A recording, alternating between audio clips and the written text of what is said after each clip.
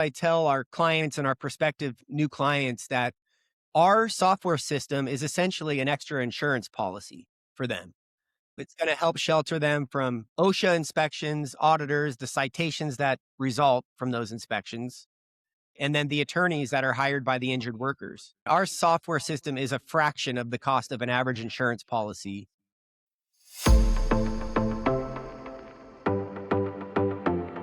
You're listening to Titans of the Trades. I'm your host, Ryan Englin, author of Hire Better People Faster and creator of the CoreFit Hiring System, a proven process to help growing companies attract and retain only the best. I'm on a mission to revolutionize the perception of the trades and elevate it to new heights. After growing up in a blue-collar family, my passion for making the trades cool again runs deep. If you're a titan in the industry and want to be on my show, stick around until the end and I'll reveal how you can be my next guest.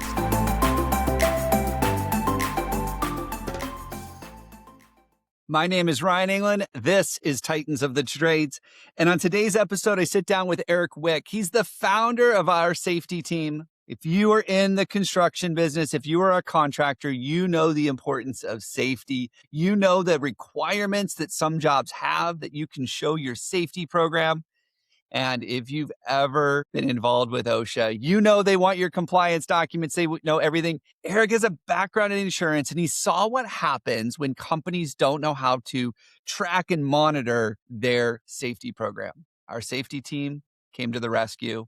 Not only have they put together some of the best training out there that your people can do instead of a toolbox talk or a tailgate talk, it actually helps you gamify the system, which I think is pretty cool, and keeps track of everything you need to know to show that you are compliant. I want to welcome today's show, Eric Wick, founder of our safety team. Eric, welcome to the show. Great to be here, Ryan. I appreciate you having me on. You've had a pretty interesting journey to get to where you're at today and what you're working on. Tell us a little bit about that. I mean, you started in insurance before you jumped into serving contractors. Help me bridge that gap. Sure. So I became an insurance broker back in 2010, and it didn't take me long to realize that there are no shortage of insurance brokers out there calling on contractors. The good ones are what's in shortage, right? Exactly. And then how do you convey to a business owner that you're the good one, right? That you're the one that's going to support them more than all the other brokers that call them 10 times a day when their renewal's coming up. So I learned pretty early on that I'm going to have to find a way to differentiate myself and offer ancillary services that other brokers just aren't providing. And so I decided I'm going to go after higher risk industries, businesses that have more compliance guidelines and risks around safety, so I could become a bit of an expert on holding their hand to help them comply and offer these support services that over time are going to bring down their insurance costs, but also shelter their company from all these legal risks that exist out there that sadly enough, a lot of these business owners aren't aware of until the risk, comes to their door and has a serious adverse effect on their bottom line. Mm. Yeah. And I just think about it. I was just talking to a client and they were telling me about insurance and how he feels like that's so much a part of his job right now. Like he's on the owner of the company. He's like, insurance is such a big thing for me. I don't even know how to give it up because I have 30 years of learning this industry. And I'm like, you're an owner. What are you doing? This is crazy. Right. It's like you get in thinking, hey, I'm just going to do what I do best. I'm going to roll up my sleeves. I'm going to, build houses. I'm going to hire employees. I'm going to train them how to do the job right, or whatever the trade is that the business owner is in. They don't realize how much red tape there is and how much administrative burden there is when it comes to running a company and minimizing your risk. Well, and so you move from that and you move into this 4-letter word that a lot of people are scared of in the trades, which is OSHA. And you're starting to do things to help them support that relationship, the reporting, everything else with OSHA and getting their people safely trained, which for me is a super important part of what we do is we lead people. I know so many owners are like, I just want to send them home better than when they came this morning. Like they're just so excited about taking care of their people. 10 fingers, 10 toes, still vertical. No one got hurt, everything else. But it seems to be that safety is like this taboo thing. Like when we talk about it, nobody wants to hear it. And I think it's part of it's because we just have this history of how we've always done it. And usually we're very reactive, like somebody gets hurt. Now we got to do all the safety briefings and the walkthroughs and we do stuff. But you're taking a more proactive approach with that and really bringing curated content to people. So tell me a little bit about that. Well, I'll tell you a little more on how it all started. So I was telling you how I decided I'm going to be an OSHA expert, and that's how I'm going to differentiate and be more successful as an insurance broker. So I got to a point, maybe 10 years into my career as an insurance broker, that I'm driving around going from job site to job site with a projector screen, a laptop, a Bluetooth speaker, and a hard hat. Oh, and a 100-foot extension cord, of course, because I'm out in the middle of the job site, essentially playing safety videos for a lot of Spanish speaking carpenters and employees that, are at high risk because of the job they're doing on a daily basis, but the employer just doesn't have the time to do the safety trainings themselves. Either that or they just can't justify the loss of productivity, right, to set up the logistics on how they're going to do these tailgate trainings every other week or every week. So I'm running around for like maybe a dozen or so different clients of mine, setting up these, safety trainings, passing around a clipboard, getting employees to sign their name. Then I'd scan and email the attendance form to my clients. I realized there's no way in heck I'm going to be able to keep doing this I got to focus on it being an insurance broker as well. So that's where this whole idea came. Hey, what if we could find a way to automate the process, bring software into the picture, so employers can meet their safety training and hazard reporting requirements digitally and not have to worry about the whole mess of collecting paper attendance forms, gathering employees together for 20, 30 minutes or more to listen to a safety presentation when most of them probably aren't even paying attention to begin with. I was going to say, are there a lot of people taking that old approach of showing up with the projector and everything else? I mean, that seems like something that was unique to your service, to your clients. Yeah, I'd say that's unique. In most cases, they have a Spanish speaking foreman or supervisor who they're relying on to occasionally gather the employees together and do a safety talk with the employees and then document that it happened. But over time, the paper records get lost, they get damaged, they get destroyed. No one knows if the foreman is really hosting an effective safety talk, right? Yeah. And that's a big reason why we built a quiz after each training into our, in our platform. The employees have to take a quiz after each video. Oh, interesting. What if they don't pass? If they don't pass, they have to see their name at the bottom of the leaderboard. And I think it's just gamified the platform. Absolutely. Yeah. That's great. That's great. And you're allowing people to scale something that's really important in their business, right? Because you just said it yourself. You can't scale it when you're doing it by yourself. You can't scale it when you can't trust your foreman to do it. You definitely can't scale it when those papers are sliding off your seat and falling into the back of the truck, right? So you're allowing them to scale. You're gamifying it. You had this epiphany and you said, hey, we've got to find a way to turn this into software technology. But you and I have talked about it. The construction industry, they're slow to adopt change, especially technology. So what are you doing specifically for people to go, wow, this is cool, Eric? So we're specifically targeting companies that are already dealing with the issue of workers getting hurt on the job. And a lot of business owners who have dealt with this will agree. I call it the triple dragon that a lot of them have to end up dealing with, right? Because you have this issue where employees are getting hurt. Maybe it's a culture problem. Maybe they're just, feeling rushed to get the job done. They're putting themselves at higher risk of a slip, trip, and fall or some other injury. So you find employers that have a recurring issue. And it's not just the first dragon. Their workers' comp costs are doubling, tripling year after year, and it's affecting their bottom line in a serious way. But a lot of these employees are sitting at home all day while they're on disability, and they're watching commercial after commercial on TV. Hey, were you injured at work? Call our legal office. We're going to guarantee you get the maximum payout from your employer. And then the attorneys can add on extra lawsuits that insurance does not protect the employer from. And the one in particular I'm referring to, it's called the serious and willful misconduct violation, where you are hiring employees, you're putting them in harm's way because the work that they do is inherently dangerous, but you're not training them on the safe and healthful way to do their job. Therefore, it's serious and willful misconduct. No one likes to hear it, but when it happens to you, it's a pretty ugly situation because you're going to call your insurance broker say, hey, I need to file a claim for serious and willful, whatever they're accusing me of. And if the insurance broker's familiar with that, he's going to say, sorry, there's actually no insurance coverage for that. So you're on your own to have a safety program that you can present to the attorney or have your own attorney, respond and show proof that you are doing your training. And then the last, so I said triple dragon. Sorry, go ahead. No, and that's what our safety team does is you take care of that compliance requirement. I just want to make sure I understand that correctly. Right. So we help our clients implement their mandatory safety training and hazard reporting.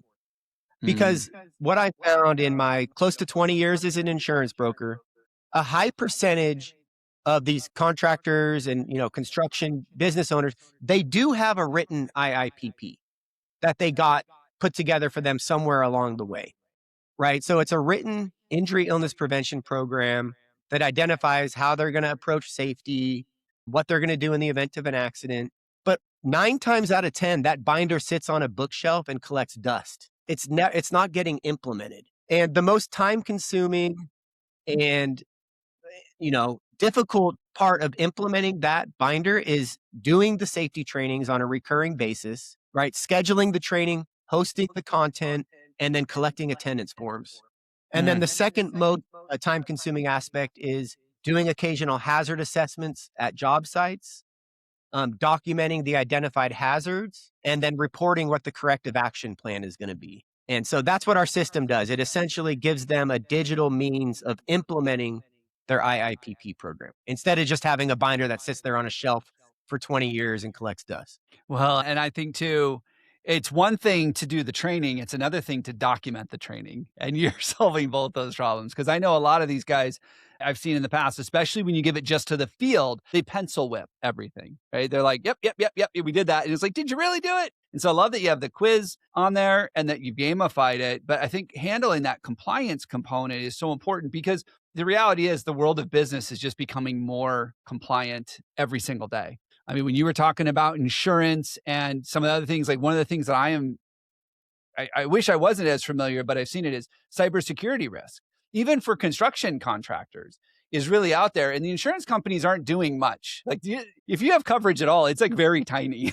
And so to learn that there are other things that we could be excluded from, I imagine that there's probably a wealth of knowledge and just being able to access some of that information that you've learned over the years, but also know that you've thought through those things as we implement this program so that people don't have to worry about not being compliant. Right.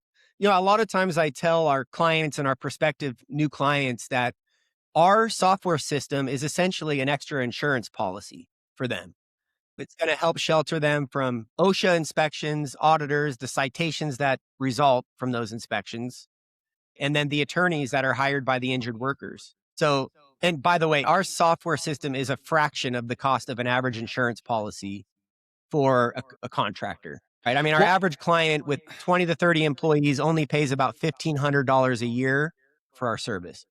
Wow. And the other thing I noticed too, and you briefly mentioned this, but I believe if I'm reading this correctly, you have a lot of this training in Spanish as well, correct? Well, it's got to be in Spanish. Yeah. I get it, but not everybody agrees with that. And right. So all of your training is in Spanish. Even the Spanish-speaking leaders, I noticed that when I go to sign in or sign up, that there's even information from them in Spanish. So this is really supporting them in a huge part of our workforce in the trade. Yeah. I mean, especially in California, you see, that's why I was going around with a projector and a Bluetooth speaker because I have to play videos in Spanish, right? Otherwise, if it's in English, no one's going to understand what they're saying in the video. And that's one of the first things OSHA wants to see on the attendance form. What language was the employee trained in? That's a mandatory line item on an attendance form. Well, and even if they have English as a second language, sometimes things just get lost in translation. And that can mean the difference between life or death when it comes to safety training. I've seen it happen just in some of the quizzes that we do when we just want to see, hey, are these people happy?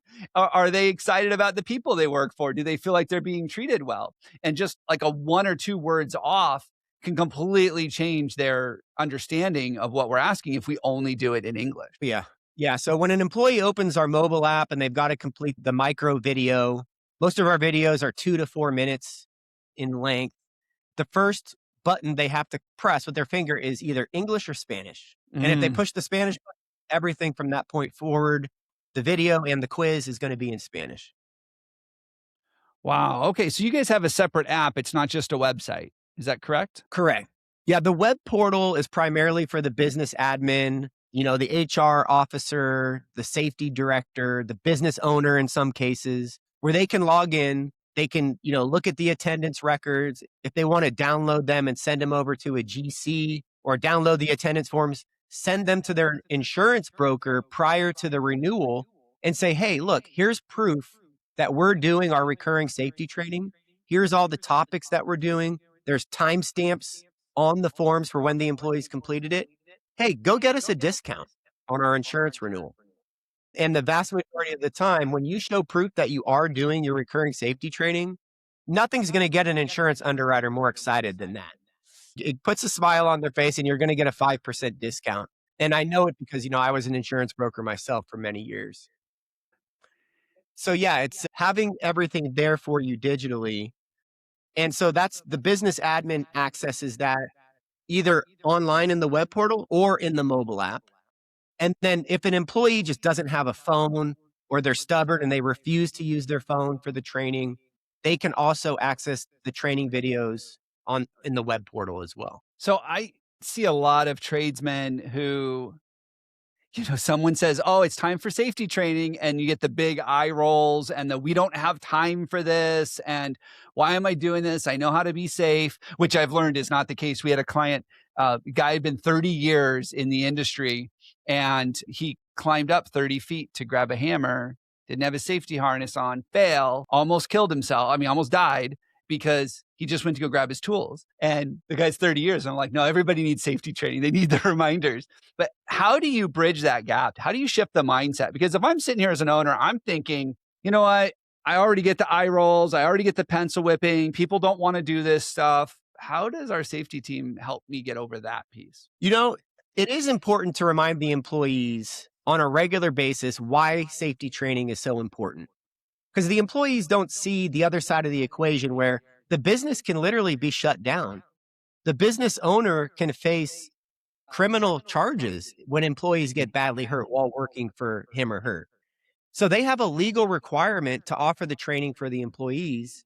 And on the other side, the employees have to remember that their whole life can change in a split second, right? You're one second you're climbing up the ladder to grab that hammer. The next second you're lying on the ground and you can't move.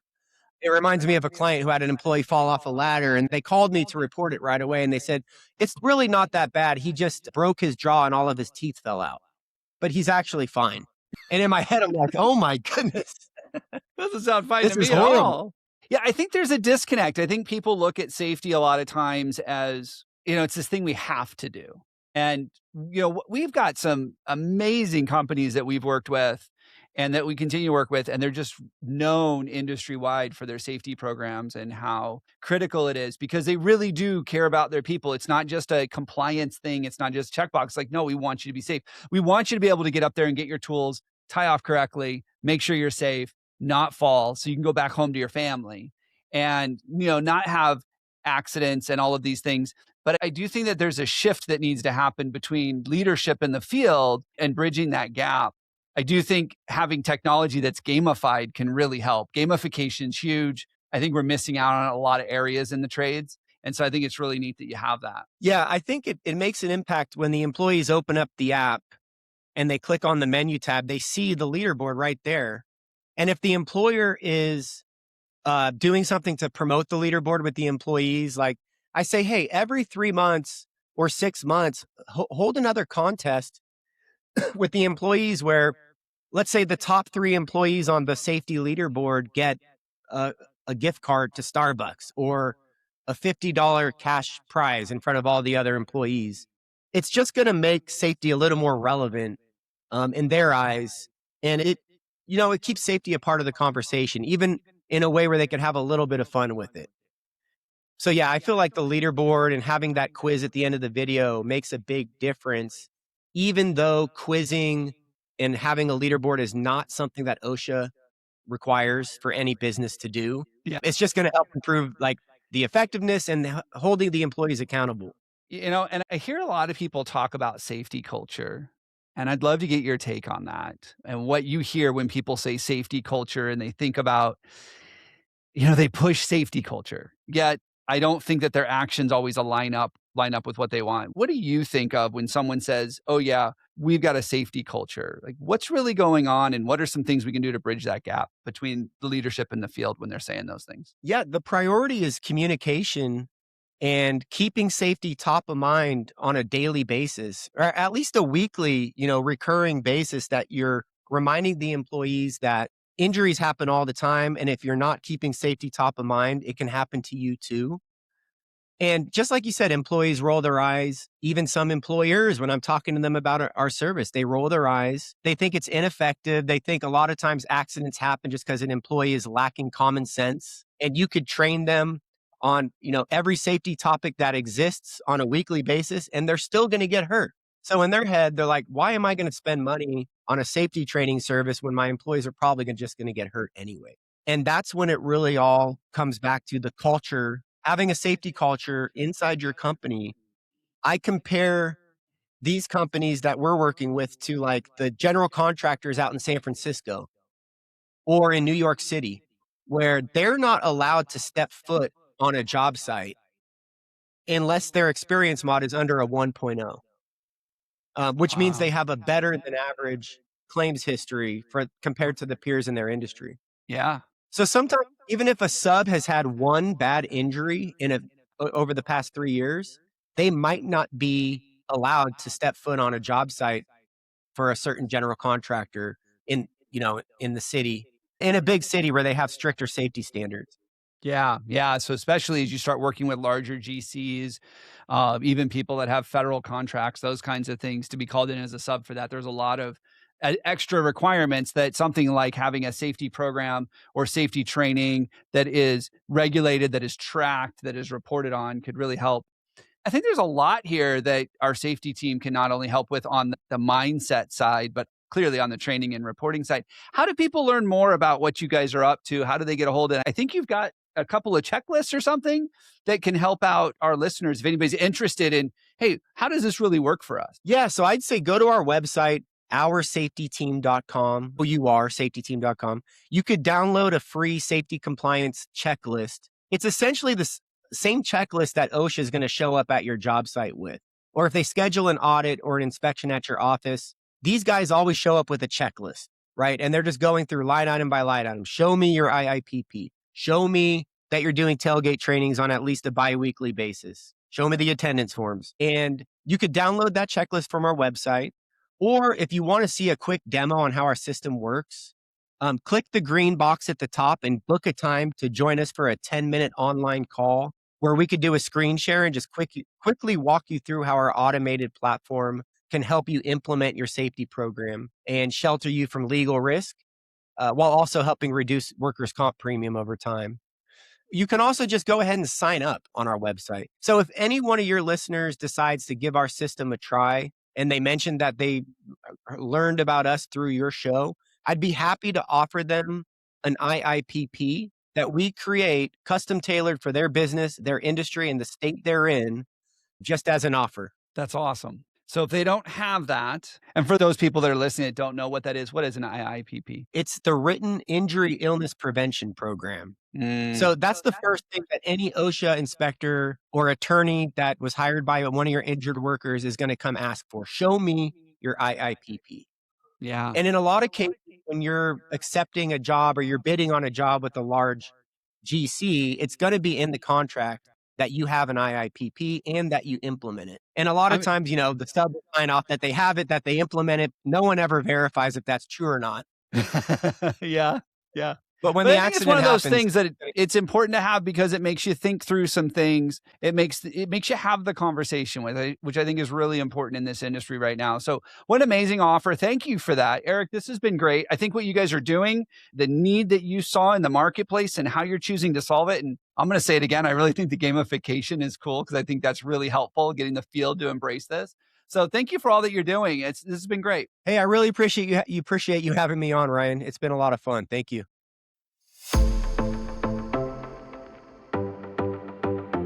Ryan Englin here. Thank you so much for listening to Titans of the Trades.